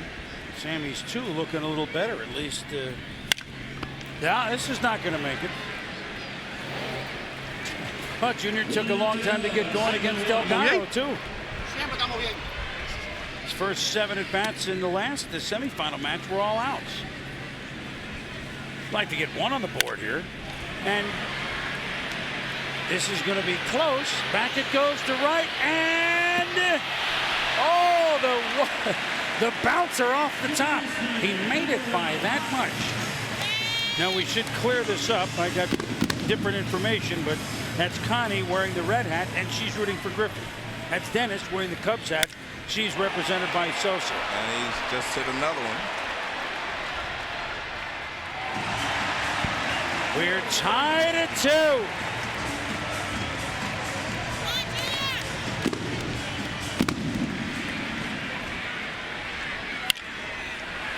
To left center, curving, not enough.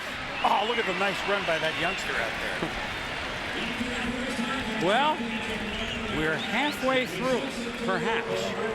Griffey 2, Sosa 2.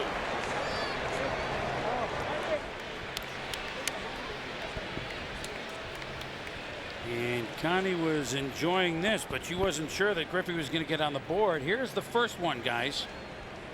Actually had a little more top hand into that one than normal, and that had just enough as it hits right on top. Yeah, now wait a minute. The last you didn't want to rob Griffey of a home run out there, Joe. 2-2. It's like the 7th inning stretch here a little bit, huh? All right, make a call, guys. What do you think? I know you're on Griffey. You picked him before, Joe. Well, I can't leave now. I know that. Even though Sammy has put on a great show, you can't get off your horse when they're in a tie. You got a gut feeling, A-Rod? I know he was once your teammate, but I mean, this is you don't have to make one. We didn't bring it up to put you on the spot. I'll tell you, that's a tough one. I'm gonna go with my ex-teammate, Ken Griffey. I think he's about to get hot. He's due. Sammy certainly had his hot streak with 11. 6 of the moon balls in the second round. Speaking of the moon, this one looks like a lunar eclipse. Well, maybe. I mean, you can chop a lot of his up and add some more onto them. He's hit some long ones tonight.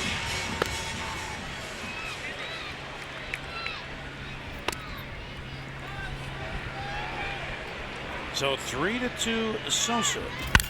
Oh, this is back. That's an 8-backer. Just missing the upper deck, but way back in the left field seats.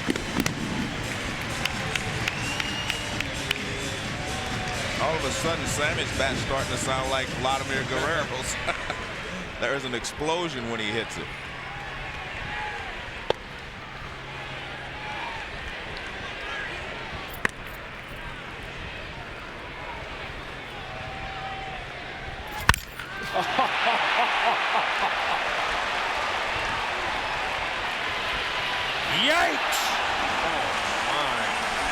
He's getting close to that $1 million bonus out there.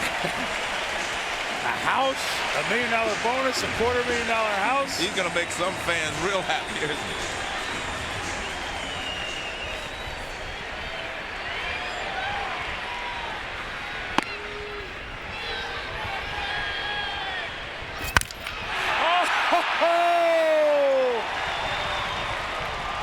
Off the facade of the second deck. Wow.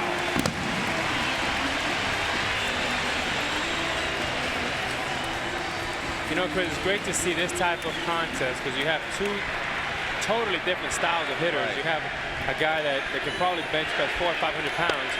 Then you have a guy that's graceful like Griffey, that he can probably bench 250 and is not quite as strong, but is all with the grace of any of the best hitters in baseball.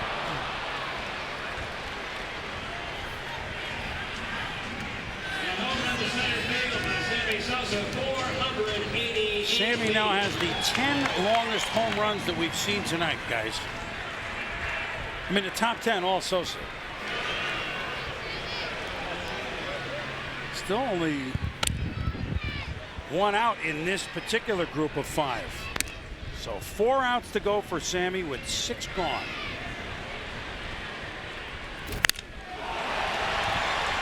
Down the line, gone, home run.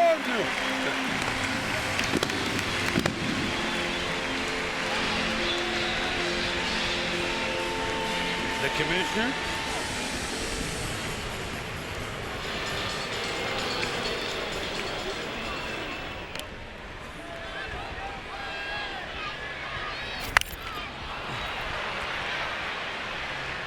I have to tell you, if it was anyone else but Griffey, I'd say you may be able to intimidate them with these long home runs.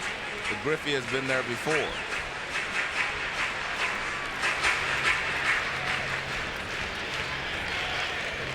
There's his son, Trey.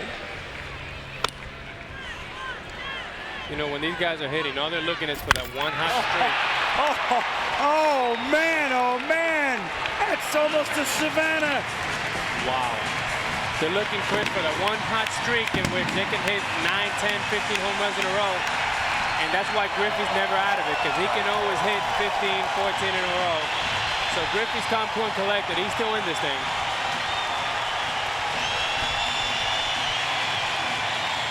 I think that guy thinks that he has the keys to his house.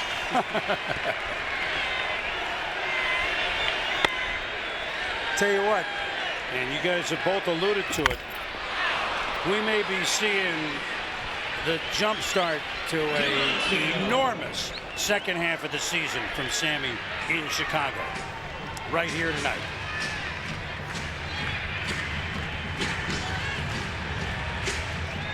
Eight out, and 8 out of the yard. Make that 9! Way back in the upper deck!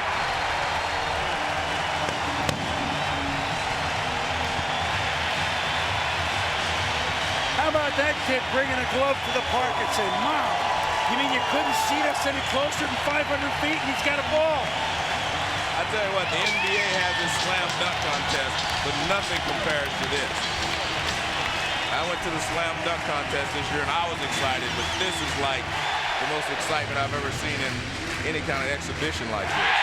I'll tell you what, that has to be uncharted territory up there. It is. You're looking at over 508 feet or whatever else. Twice, 508 twice. That's his second 508-footer.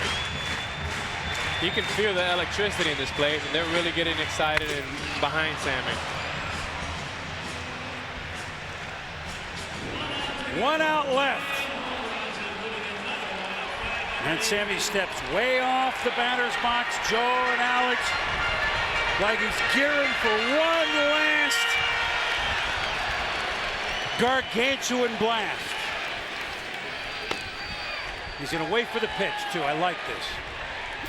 Now,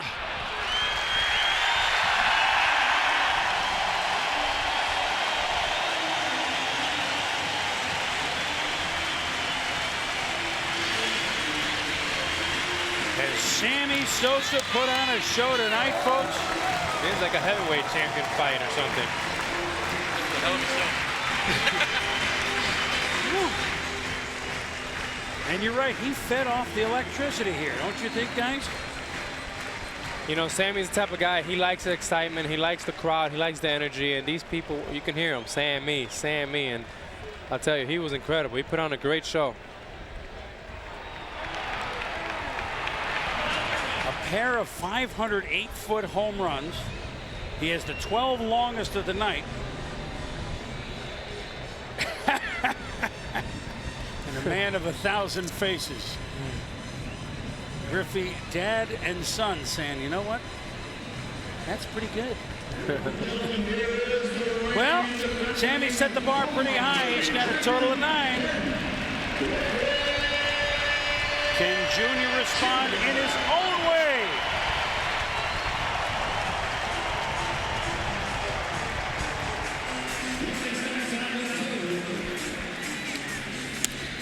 He won it in '98 at Coors Field. He won it in '99 at Fenway. But Gary Miller, Sammy Sosa set this up pretty high, didn't he? Sammy, you think that's enough? I don't know. If I have to hit some more, I will in here. I think, you know, like I said before, have some fun is the main thing here. This is the All-Star game, and we come here, you know, to enjoy and be happy. And, you know, this is the time that you cannot let it go. And like I said before, I've been having 2 years with nothing. And I think, you know, this is the year that I've been improved to everybody that I belong here. Not only an amazing performance, but if you can meet this guy, it says a lot. We'll find out in a minute here. Back to you, Chris. All right, Gary. Well, I think 129 homers over 2 years is true. He belongs here, don't you guys?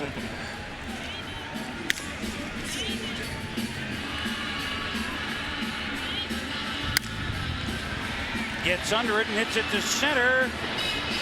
Back to the track. Not quite enough. Well, don't want to give away the key to the front door yet, Joe, but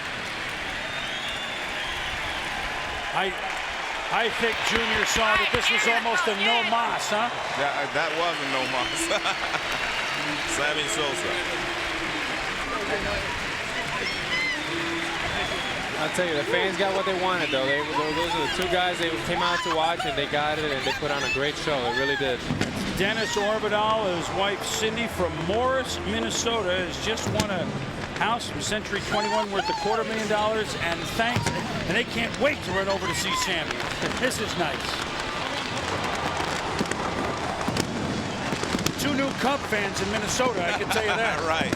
Well, I'm sure Sammy has a guest room in that house. Gary Miller, you're with the winner. All right, thanks, Chris. Sammy, in addition to everything's going on here, the fireworks going off, you won a guy a $250,000 house. Jesus. That guy feel great just like me. For my first time that I came here and win this, you know, it's been a lot to me, my family, my people that love me. Sammy, how much does it mean to you with what you're going through in Chicago now? They're selling your stuff across the street at a clearance sale, and now you got fans in a foreign town. You got the opposing team standing on their feet, and they're yelling Sammy in Atlanta. You know, that's why baseball is so great. You can never give up, regardless no matter what happens outside. And now we're going to keep continuing doing my job. And I know I got some people behind me that supported me and love me for real. I want to introduce you to a guy who really loves you. Let's bring in Bud Selig first to give you the trophy. Thank you very much, Sammy, for a remarkable performance that we've all gotten used to. You've brought so much honor and so much pride to baseball. Congratulations on tonight, and thank you for all you've done. Proud to be associated with you. Thank you. I just want to say, for my country, Dominican Republic, my mama, my wife, my kid, and the city of Chicago, they've been supporting me 100%. I love you. Thank you. Let me get one more guy who really loves you, Sammy. Here's the man who you were going to help move into a new house from Century 21.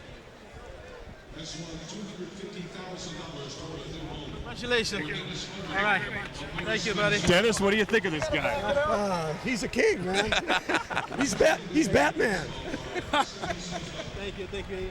All right, a special moment with Sammy and Dennis and a new house on the way. Back to you, Chris. All right, Gary, and we'll wrap it up here, but we saw a show and a half tonight from Sammy Sosa, one of only 5 guys to hit 150 home runs over 3 years, and boy, did he hit him tonight. 26 in total. He's the champ.